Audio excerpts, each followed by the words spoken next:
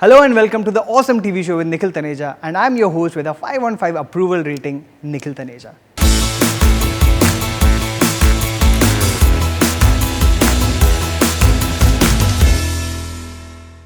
Yes, of course I've seen Black Mirror season 3 and our ratings on this show have been 5 on 5, haven't they? You amazing, awesome, lovely, fantastic human beings, haven't they? Okay, please don't answer that and please don't rate me. Belated Happy Diwali to all of you. Let me start by apologizing for the long leave of absence. It's actually really not my fault. It's my producer at Red Devil Sujay. Look him up on Twitter.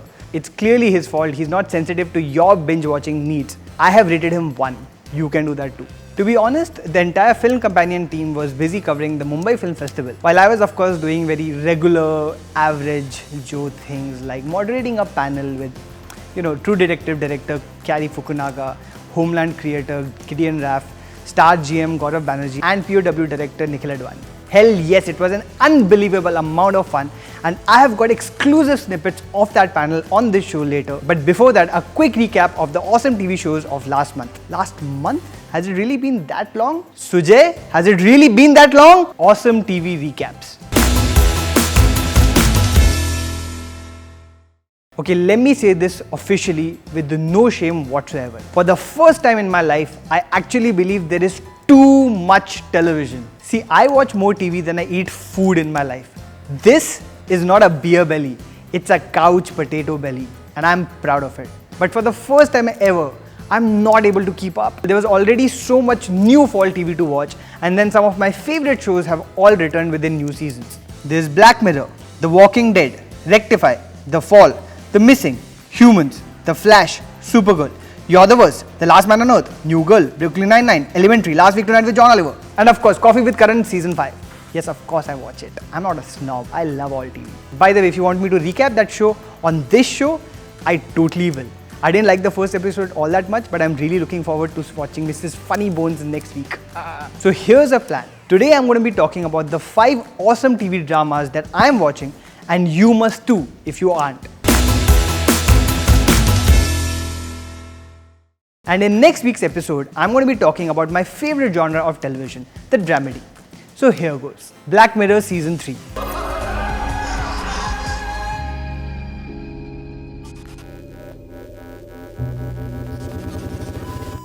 Yes, Black Mirror is back in our lives again, and this time the stories do not seem to be of a frightening, scary, distant future, but of a frightening, scary reality that we live in right now. I mean, there's a good chance that Donald Trump becomes the president of the United States.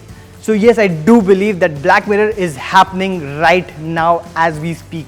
Black Mirror has 6 episodes this season, and each of them is genius in its own way. The season opener, Nosedive, in which there's a new class hierarchy depending on the approval rating every human being gets by their friends or strangers, is easily one of the best and most relevant episodes of recent times. We are already desperate for likes, comments, shares and subscriptions online. Yes, Sujay, I am looking at you. How much longer before our entire lives literally depend on it?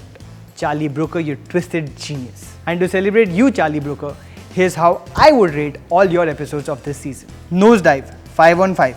Hated in the Nation, 4.8 on 5. San Junipero, 4.5 on 5. Shut Up and Dance, 4.2 on 5. Playtest, 4 on 5. And Men Against Fire, 3.8 on 5. Let me know how you would rate them in the comments below. By the way, my top 2 episodes of Black Mirror remain the season 2 opener, Be Right Back, and of course the season 1 opener, the National Anthem, which to be honest I wouldn't mind seeing a Donald Trump version of. Let me know if you agree in the comments below. Number 2, The Walking Dead. So The Walking Dead is back with season 7 and we finally learn what happens at the end of season 6, as in who dies. I'm not going to spoil the show for you if you haven't seen it yet, but I do have a message for the writers of The Walking Dead. I hate you all. I hate you all as much as zombies love eating humans. I hate you all as much as Negan loves Lucille. I hate you all as much as Lucille loves human blood. I hate you all. A second of silence for the one who's passed away on The Walking Dead. I'm sorry, we don't have a minute, that's why it's just a second.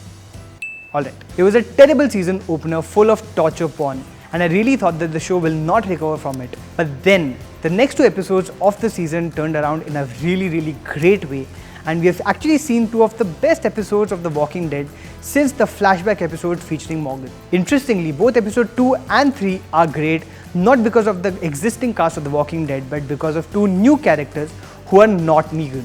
I'm of course strangely fascinated by Dwight, but I have a new favorite character on the show. His name is King Ezekiel and he has a tiger.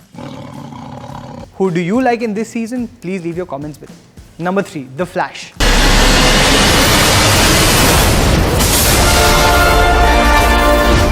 After what was a disappointing season opener for me, I mean, why talk about Flashpoint all this while if you're gonna do what you're gonna do? Again, no spoilers. But Flash 2 has been able to find its feet back in the rest of the episodes. Things finally seem to be working out between Barry and Iris, but then there's a new villain called Dr. Alchemy. There's a new and perhaps not so improved Dr. Harrison Wells. You will see what I mean. And then there's Draco Malfoy, who's not doing anything particularly evil right now, but making us wonder what spell is he trying to conjure all this while? Is Tom Felton Dr. Alchemy? Is Wally Dr. Alchemy? Is Joe Dr. Alchemy? I have no idea and I cannot wait to find out. Number 4, Westworld. Okay, I can't go into anything of Westworld without talking about it for at least 10 minutes because the show is that complicated and yes, that exciting. So if you're not watching the show, please do watch it because things between the humans and the hosts are getting really interesting. Number 5, P.O.W. Finally, I talk of an Indian show on the awesome TV show that's not Sasural Se Marka. Yes, although I find 24 quite enjoyable, P.O.W., which is an official adaptation of Hatufim, that is the show that inspired Homeland, seems to be one small step for director Nikhil Taneja and one giant leap for Indian television in general. Yes, I have seen the first episode of P.O.W. and it is really quite good. It's got an inherent honesty, lots of genuine emotion and enough and more thrill, along with an outstanding cast. The cast includes Sandhya Mridul Singh, who's an absolute legend and I'm such a huge fan of hers, Satyadeep Mishra, who I love in Bombay Velvet and is absolutely amazing here, P.O.W. Kohli, who's really doing so much exciting things all over the place and is cast off-type here and kills it, and of course Amrita Puri, who's so solid here and such a pleasant surprise. And to top it all, there is Anish Chaudhary. Remember him from Powder? I think he's a fascinating actor who elevates everything just by being in it. The show is about two Indian prisoners of war who have escaped from captivity from Pakistan after 17 years and are finally reunited with their families in India, but may be carrying a dark secret. The show is out on Star Plus and on Hotstar. Do catch it, I think it's worth your time. And speaking of P.O.W., I got the opportunity to moderate a panel featuring the very cool names I mentioned at the beginning of the show, including the man of the Mumbai Festival, Cary Fukunaga. The entire panel will be out on the Mumbai Film Festival channel very soon, but I've got some exclusive snippets just for you on this show. The panel was on storytelling in television, and I started by asking opening thoughts from the panel on why television has become such a huge deal all of a sudden. I got some very interesting answers. I don't know worldwide why that might be happening. In the United States, I think there's been probably a dearth of mid-range budgeted dramatic stories, and I feel like television has filled that niche, and therefore people who are attracted to those kinds of stories or people who want to tell long-form stories finally get an opportunity to do so in television. I wanted to do long-form, especially after Jane Eyre, because it's a 700 plus page novel that we had to compress into less than 2 hours, and the idea of having the space to sit with characters for 8 hours was very appealing to me. So that was my draw. It also seems like there is a lack of room for adult stories told in cinema nowadays.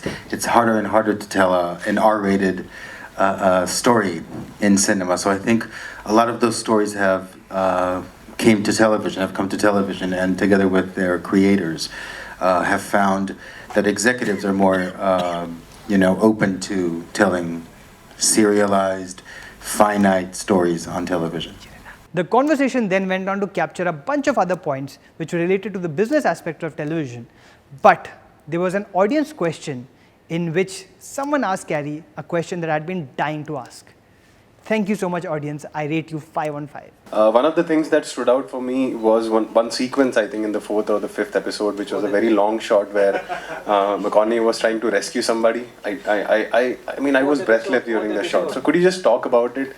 how you went about it, what was the creative challenge, did anyone stop you from doing it? Like, what was it? If you can talk about that. Luckily, no one stopped me and ended up in the show.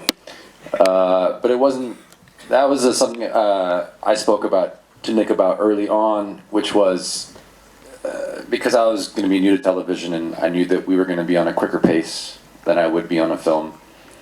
I wanted to try to find a way to protect the craft and the execution of the shooting, and to sort of in every episode sort of highlight one sequence that we would really take the time to do properly and make sure that we had the right equipment and the right amount of rehearsal time, which he promised to support.